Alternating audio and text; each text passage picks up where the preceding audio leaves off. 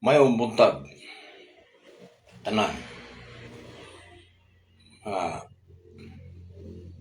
kumbanan ko diya sa pagtulunan ni Kristo. Kung mga higala, kung mga viewers, tanan, no? Mayong buntag.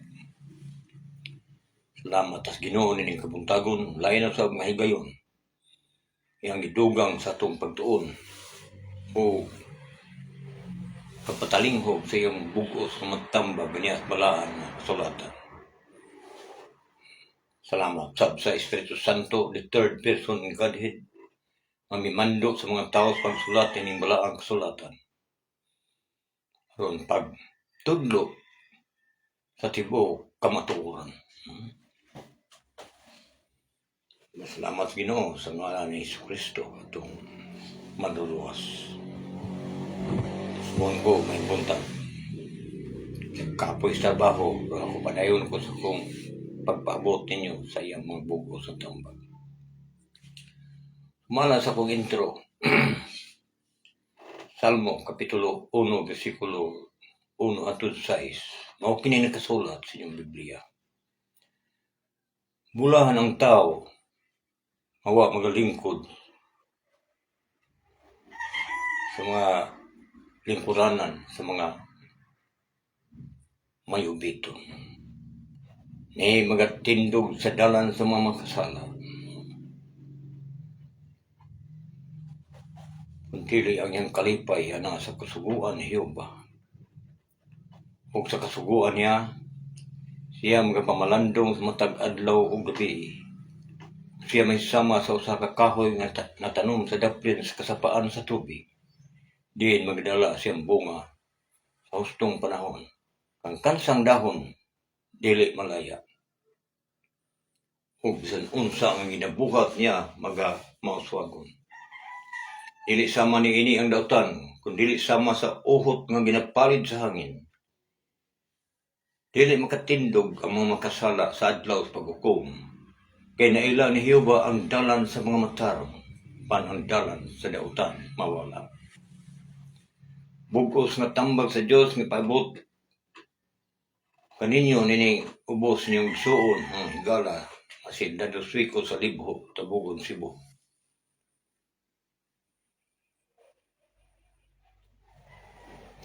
Kung tinutlo gikan sa mga buhat Kapitulo 20 sa pulong ni Apostol Pablo, versikulo 26, 27 sa inyong balang sulatan sa dihang yung sultihan mga ansyano sa unang iglesia sa unang panahon, first century Christian. Kaya busa pamatuod ko kaninyo karong adlaw, adili ako kapadilngan sa inyong dugo, sa dugo ni bisan kinsa kaninyo. Wa ko masibog sa pagmantala kanyo sa bugos ng matambag sa Dios. O sa tinguha sa kong kasing-kasing, naunta kining maong programa na ko ni Facebook. Ano na yung tayo nagpakakabot sa pagsabot sa kamatuoran. Maniyas balaang kasulatan.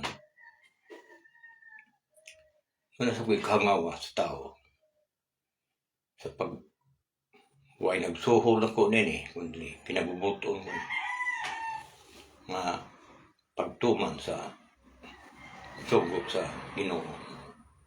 Paabot kanto sa mga tao ang iyang maayong balita. Maayong balita mulang gahom sa Dios alang sa kaluwasan. Tumala ni sa balaang sulatan. Okay. Pagahapon sa akong reels, naghisgutan nga dunay king harian.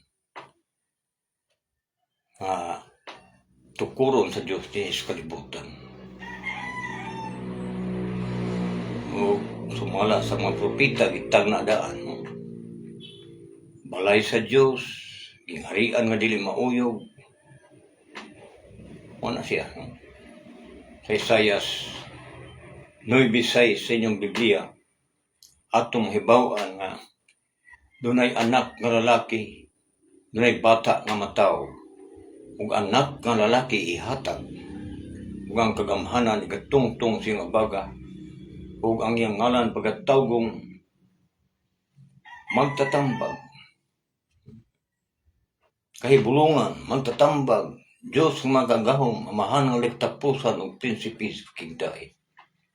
Ug ang mga bata ikaanak ug usa ka ulay. Isaiah City, versikulo 14 sa inyong Biblia. Ug iyang ngalan pagkatawgong Emmanuel, ang kuluban niini ang Diyos kauban nato. Ang Diyos magpakatao. Mateo 1, versikulo 23, Emmanuel, manikulugan niya. Referensya na sa Isaiah City 14. Yun niya sa Isaiah 96. For to us is child is born, to us a son is given, and the government will be upon his shoulder. And he will be called Wonderful, Counselor, Mighty God, Everlasting Father, and a Prince of Peace. Anong gingon government? Tunay kagamhanan nga igatungtong sa nabaga. Ay magtukod siya o gingharian din siyuta. Sumala sa Isaiah, balay sa Diyos, gingharian, maura na siya. Nung dumi nga dili na building, mga tao na mabuta siya dapita. Kagamhanan, the government will be upon his shoulder.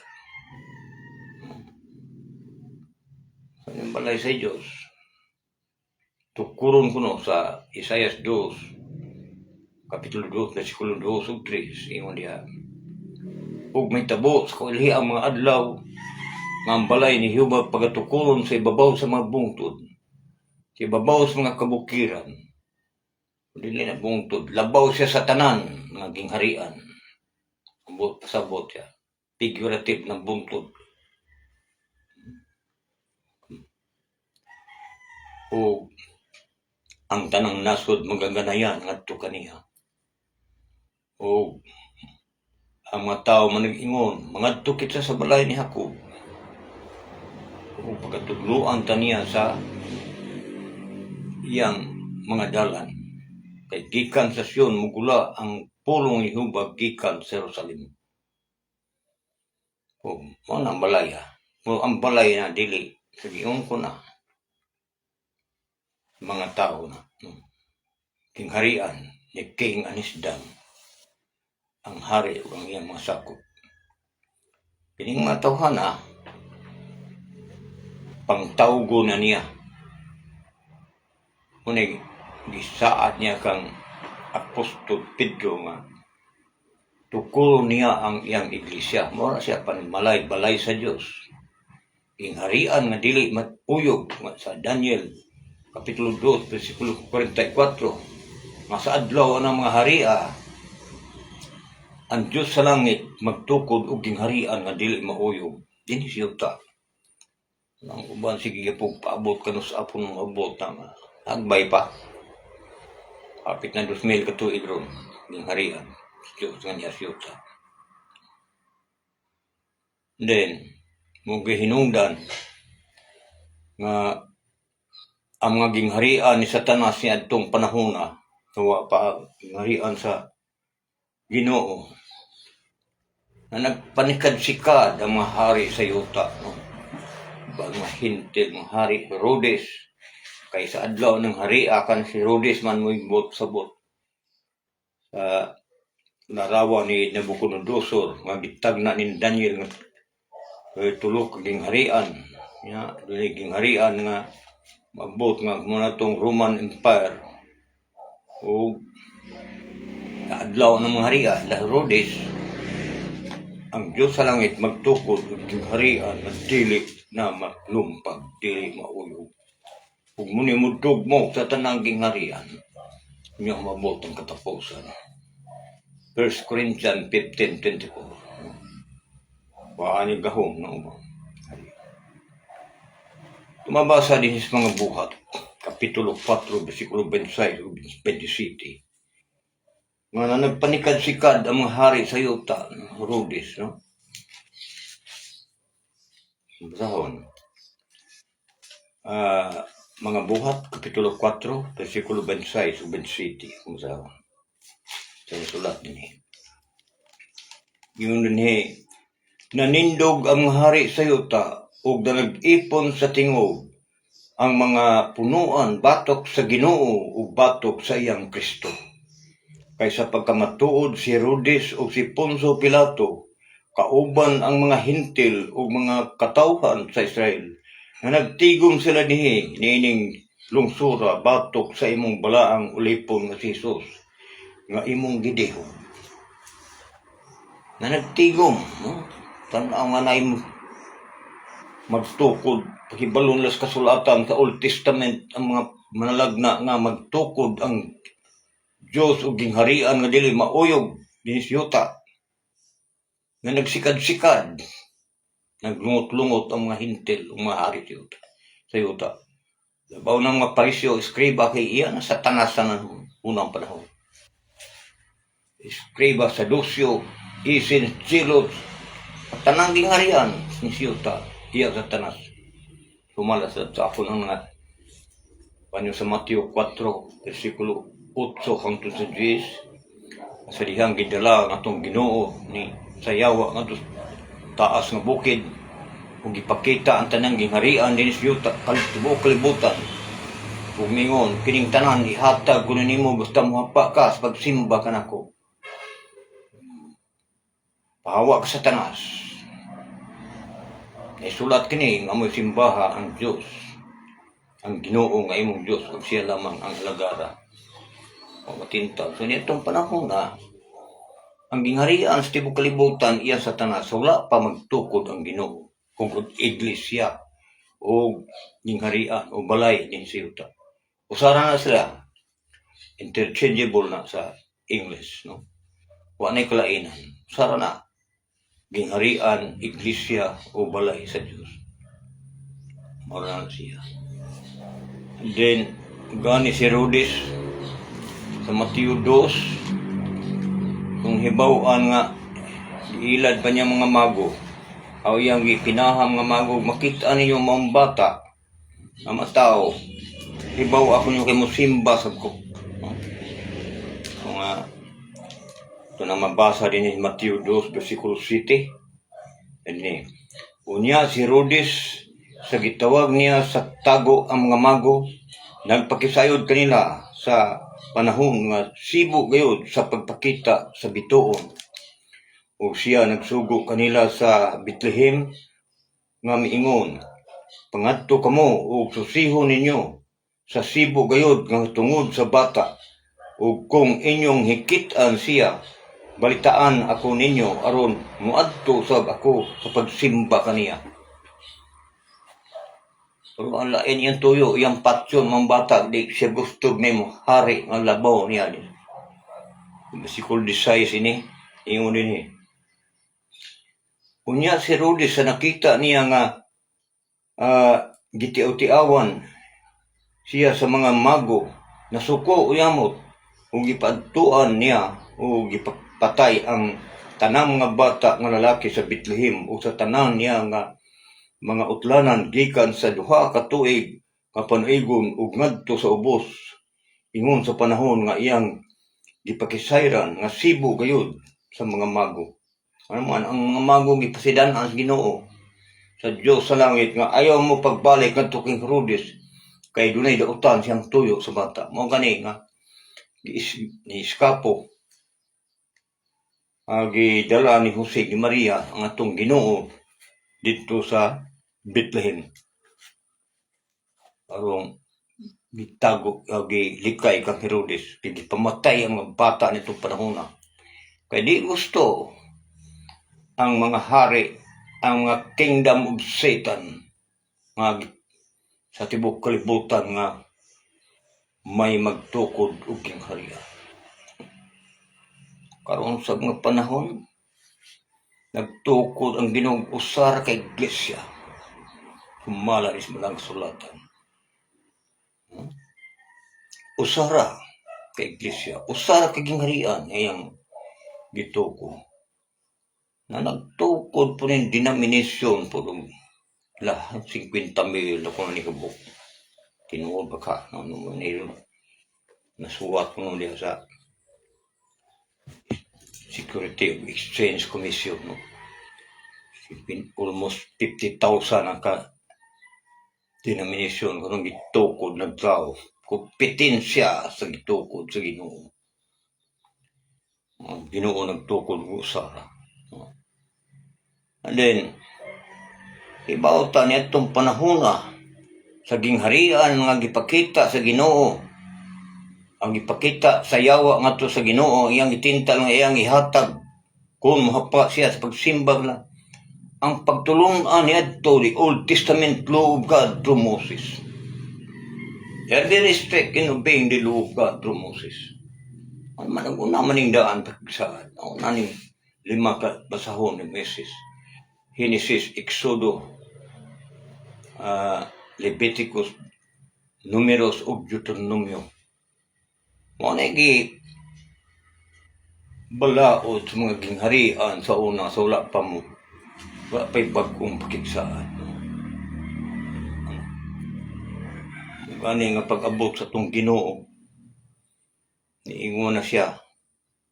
Matthew 16, versikulo 6, andun sa 11, likay ninyo ang ipapatubo. Libadura sa mga parisyo o mga sadusyo. Libadura, pagtulungan. Matthew 16, versikulo 6, andun sa 11 sa Biblia. Usa siya magtukod, usa siya maingon ng Pedro. Ka-18 na magtukod sa iglesia. Kang Pedro, tukuron ko ang akong iglesia. Huwa pa, iwali ko sa nila ni John the Baptist ni sa atong Ginoo. Sa Mateo, Kapitulo 3, 1 o 2, si Juan Bautista, mingon nga,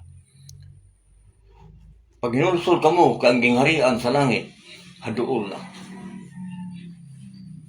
Kapitulo 4, versikulo 17, maugya po ang iwali sa itong Ginoo. Repent, for the kingdom is at hand. Ano siyang kamo? Yan po. Sa Marcos 9:1, sultihan ko kamo sa pagkamatuod nga aduna pay na nagtindog dinhi nga dili una ang katilaw kamatayon hangtod makita nila ang gingharian sa Dios nga inubanan sa gahom.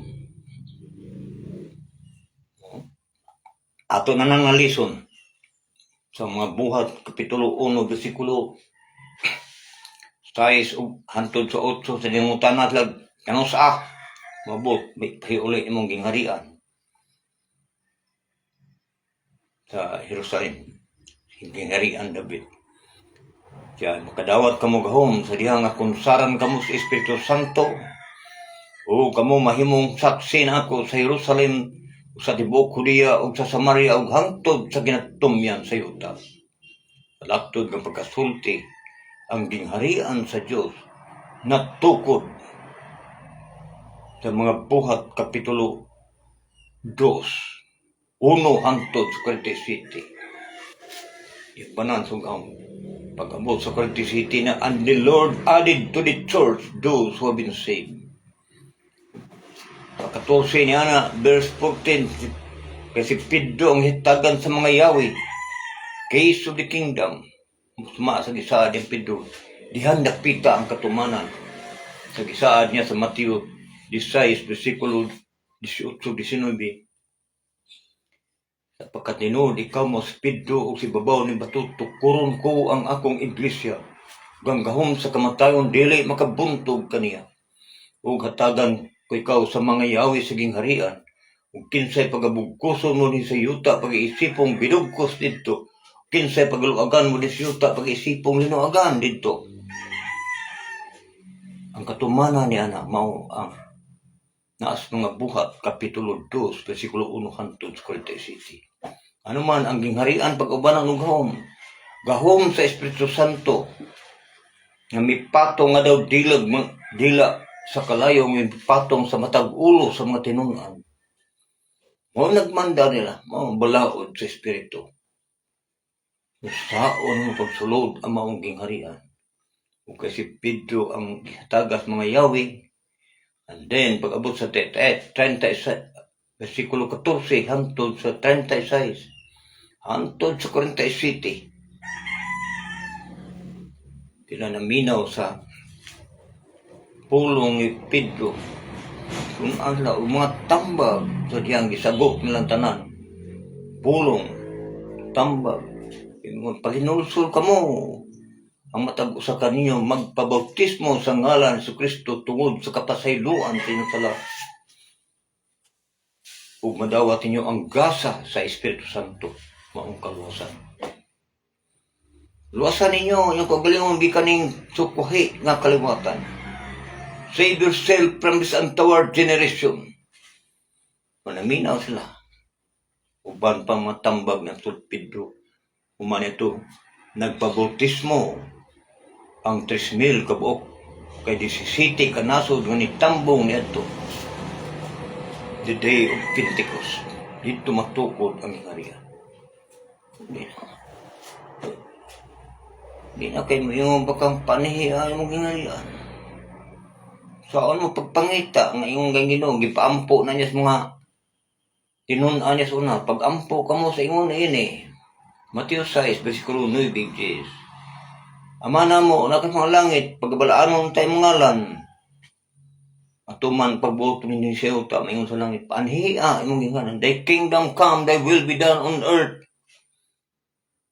Karon sige lang po kag-ampo nga hagbay pang niabot. Napoy uban. Ito title po Church of Christ na si pagpaabot magtukod pa kuno ang Ginoo kingdom ni Siyota. Hagbay ka. Ingon kang Ginoo pangitaan ninyo. Muy unaha pagpangita. Mateo 6:31. Among kabalakas niyong kanon o sa inyong imnon, sa inyong ibiste.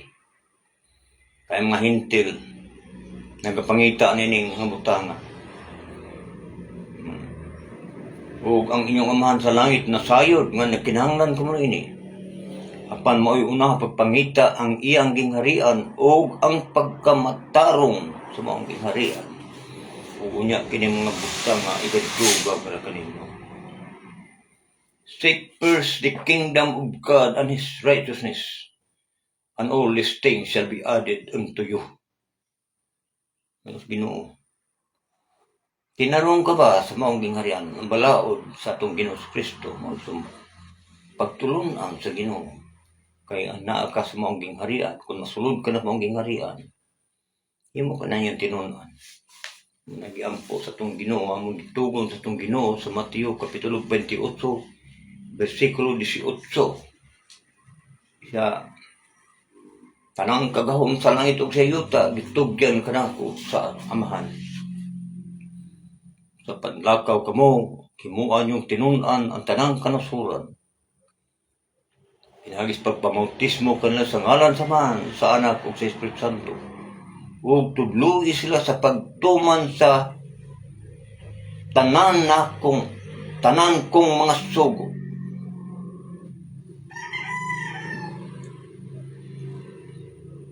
Iyan sugo, ay nanong sugo sa itong Ginoo Kristo, ayaw ng Old Testament law of God, gamit sa kingdom of Satan, kingdom of devils. They're very strict in obeying the law of God through Moses. O gani pag-abot sa itong Ginoo, niya nagbantay. Ay si stricto kaya suba na, pinasadlaw, may pagpahulay, o may kalibutan. Sa pag-Ginoo, ang adlang papulay na ilawom niya. Ang anak sa tao, di agalon, ibisan kinsa, diin ang adlaw, ipapulay na ilawom niya. Hantog karon, kasi ginalisay ng adlaw papulay. Huwag ka sabot, nakapulay lang ka, kung adto, kas Ginoo. Come to me, you are weary and burdened, I will give you rest. Una, Kung di ka man sa Ginoo sa pagpahulay ng bantay ng adlaw sa Sabado. Karong adlaw, ni kadungog mo siyang tingog. Ayaw paghiyang yung kasing-kasing. Sama sa pagpangsupil nga gihimo sa mga Israelinhon sa kamingawan. Di gud siya kasulod sa kong kapahulayan. Yung kadungog ko nung siyang tingog, di ka mag dugay-dugay. Ang tingog, may balita tungod niya. Dili ng kasuguan sa Old Testamento. Ibawtang ang kasuguan, kutubra ni John the Baptist nilungtan ug ang mga propeta kay mauna ang katumanan. Tumano ng kasuguan, matuman sad ang hitag na sa mga propeta, magtukod siya dingarian. Lucas 16:16. Ang kasuguan ug ang mga manalagna milungtad hangtod kang Juan. Sukad niyadtong panahon giwali ang gingharian sa langit. Ug ang mga tao nagasulod ni linog sanay. Ano man, hangtod karon linog sanay gyapon. Kaya ng pagdahom ba, nabutang silang una-una ug nasulat silang kasing-kasing siguro. Maluwas sila pinagis kasuguan.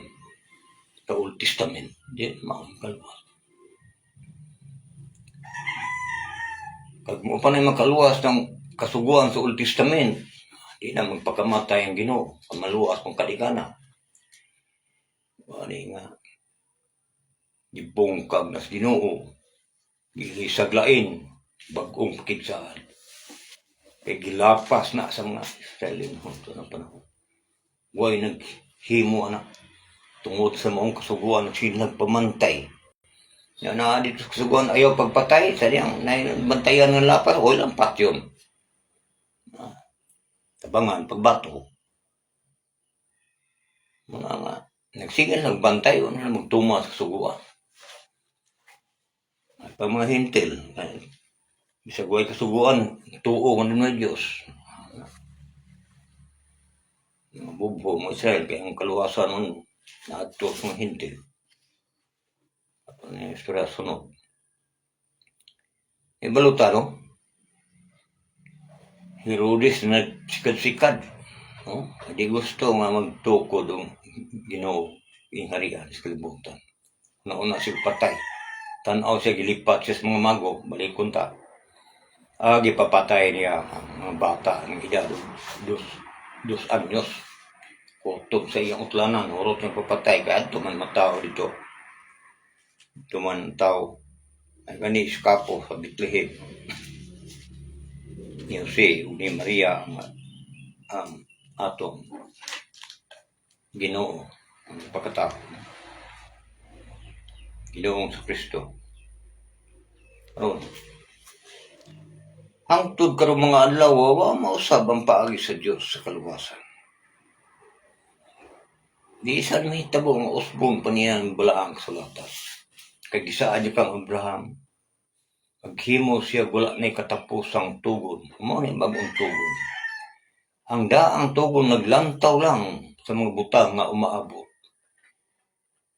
Mga propeta naglantaw lang tungod sa kaluwasan nga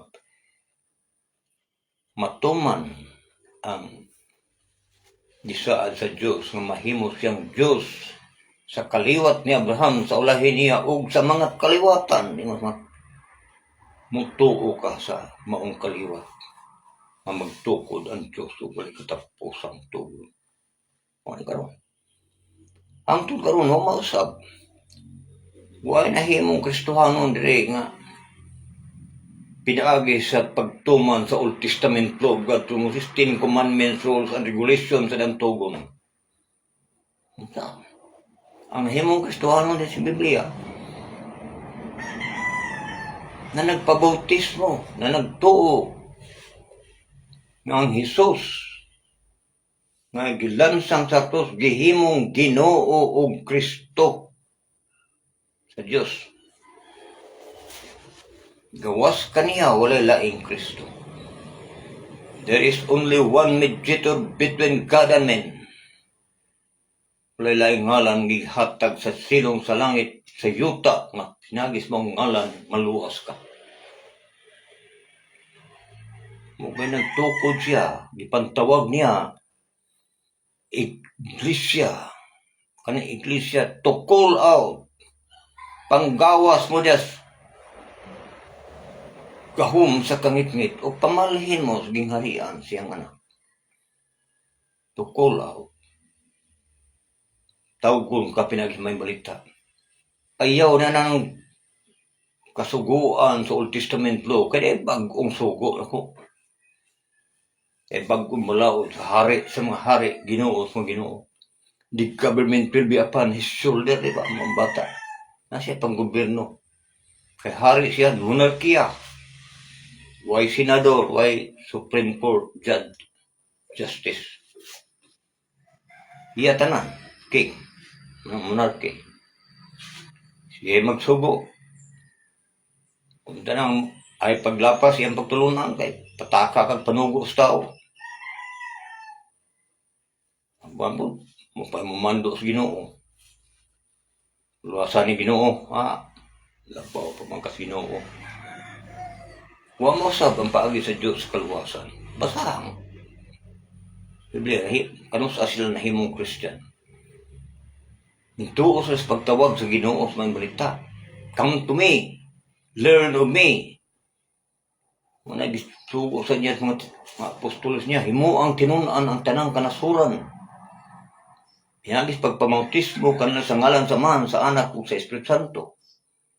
Ug magatudlo kanila sa pagtuman sa tanan kong mga sugo. Dili tanan na mong sugo sa kamwisis iapil mo.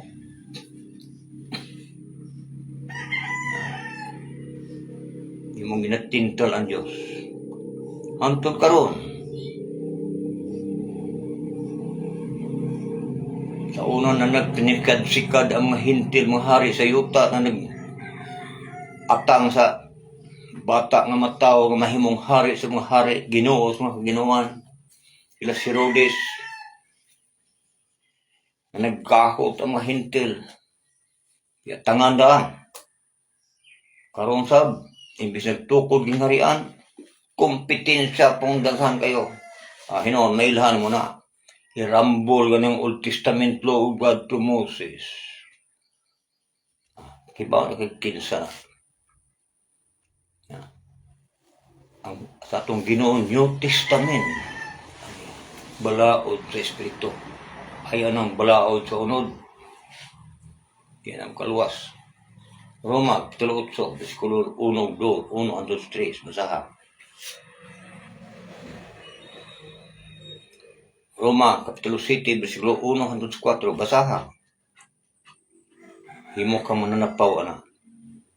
Mga buhat, Kapitulo 15, versikulo 5 hanggang 10, himo ginatintal ang Diyos. Himo nang isang pagbalik sa yugo, matod pa ni Apostol Pedro. Nga bisan ganing atong mga ginikanan o bisan gani kita wala makahimo sa pagpasan. Di ba ko napaman ka? Sa tubangan sa Diyos, wala bisan kinsang pagmatarongon. Wala bisan kinsang taong pagmatarongon, pingis pagtuman sa kasuguan. Kay pinagis kasuguan, nag-abot hinuon, ang kahibalo, matungod sa siya. Sa anglit nagsala ang tanan, mahudiyog hintil. Hintil mo may kasuguan, kasapot, pataka lagi himog di sa Diyos. Dubli pa.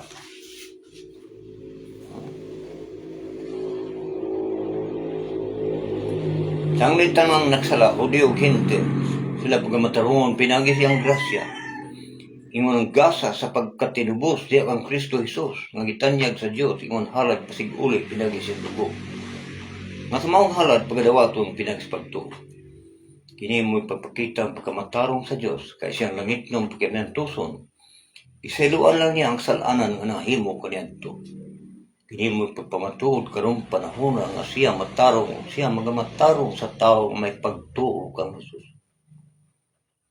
Oo, may balita sa itong Ginoo. Amo na ang giwalis mga apostoles. Wa magwali mga apostolis na ng 10 Commandments, Rules, and Regulation. Labaw ng Ginoo. Ano iwali pa man yan naman ang gituman. Gilansang sa cross. Gikuha niya na unang tugod. Tugod niya ang kadua. He abolished the first, then he established the second. Hebrew, chapter 10, verse 5 up to 9. Ilisan ang kasuguan. Hebrew 7:12. Kamaingon ng ilisan, pagkasasaduti na ilisan, ang kasuguan na ilisan. New Testament, 2 Corinthians 5:17, if any man be in Christ, he is a new creature. All things are passed away. All things are passed away. Behold, all things becomes new. Ang tao na kang Kristo, siya bag-o ng binuhat. Ang daang mabutang miagi na. Tanawa, mga bag-ong butang miabot na. All things becomes new. Tanang butang, bag-o. Bag-ong pakisaan, bag-ong tao. Gingharian. Kung saan man mo pagkaluwas, kundi ka mo tuos may balita, mao manipagi sa Diyos sa kaluwasan.